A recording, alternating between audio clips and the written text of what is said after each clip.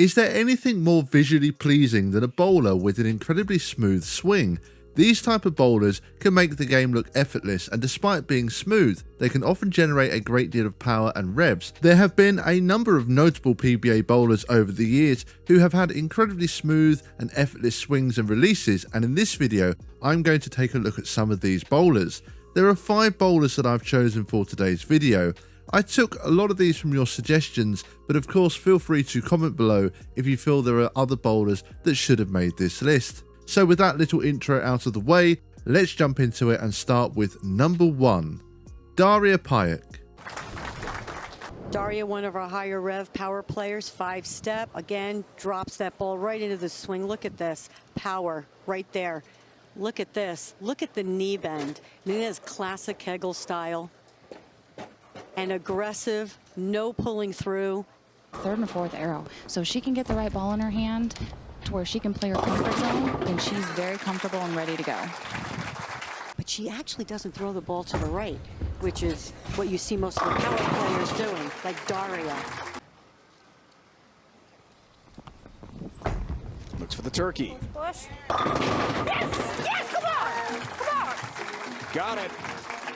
Daria Pająk has an incredible release and generates so much rotation, but it's her swing that is particularly smooth yet simple. She makes it look so effortless, and I think many would agree that she has one of, if not the best release on the pwba tour. Although she's only won 1 title to this point, there's no doubt about her game and ability, and really we would expect to see her winning some more titles before too long. Number 2, Ronnie Russell.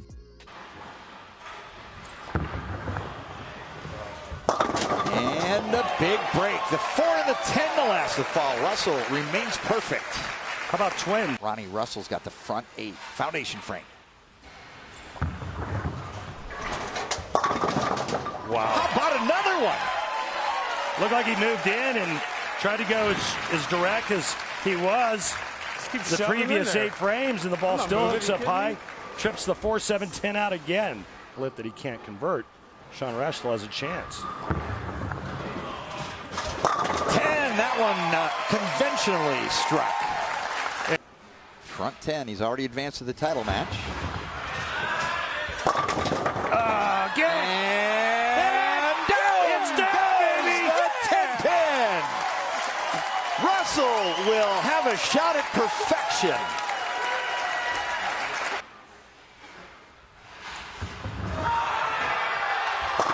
Yeah, 300 in the semifinal of the PBA Chameleon Championship. Ronnie Russell is perfect. Ronnie Russell's swing is almost dead straight, and given how high he brings the ball back, it's amazing how smooth he is. He is so underrated in my opinion, and it's quite surprising he's only won 2 titles. He lost in 6 other title matches, so you could say he was unlucky not to add 1 or 2 more titles to his collection. Just like Daria, he makes it look so easy but still generates so much rotation. Russell easily has one of the best swings on the PBA in recent years, and it's a shame we haven't seen him on TV since 2019. Number 3, Mike Fagan.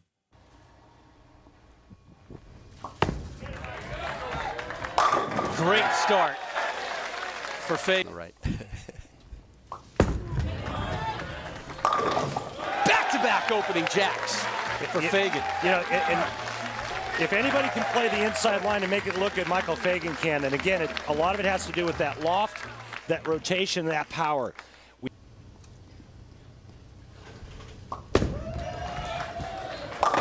Fagan opens up with a 3-bagger and... A very obvious choice for this video was the king of swing, Mike Fagan, an insanely talented bowler who left the PBA far too soon and definitely should have won a lot more titles. Many fans would be thrilled to see Fagan come out of retirement and go back on tour, but that prospect doesn't seem likely. I did a video discussing why Fagan retired from the tour in his prime, so if you're interested in watching that, just click the link above. Number 4, Pwba. Become the elder statesman among U.S. Open champs. 5 in a row. You know, and this is why this guy is so dominant.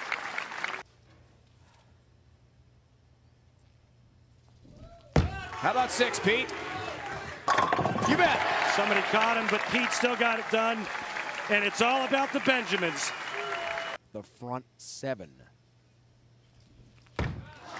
Right lane. All 10 down. All right, now don't use them all up, Pete. Parkersburg won by Mike Miniman. Now going for the front 8. 8 in a row. Oh, yeah. He's getting closer.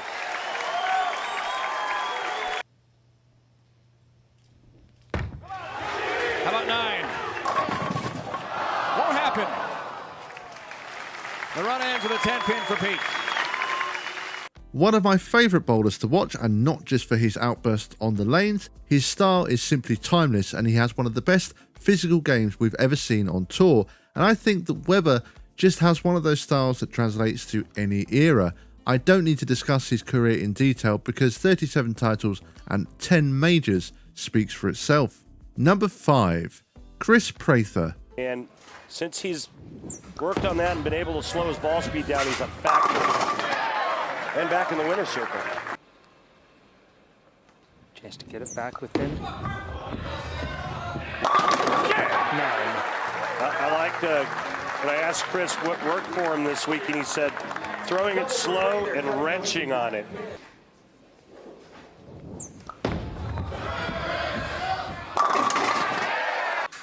Another thing interesting, he said, I've grown to love the competition again. That one caught me off guard.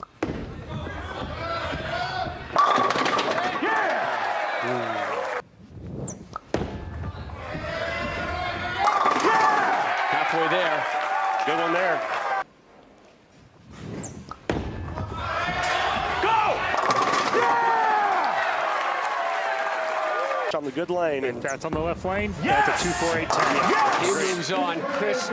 Currently my favourite player on tour. To me, Prather has a pretty old school technique. It's not particularly flashy, but man, does it get the job done. His release in particular is something that many bowlers would die for. I can't compliment his game enough, and it's a real shame we haven't seen much of him on TV recently. I believe he has dealt with injuries, but I'm sure it won't be long before he starts winning again on tour.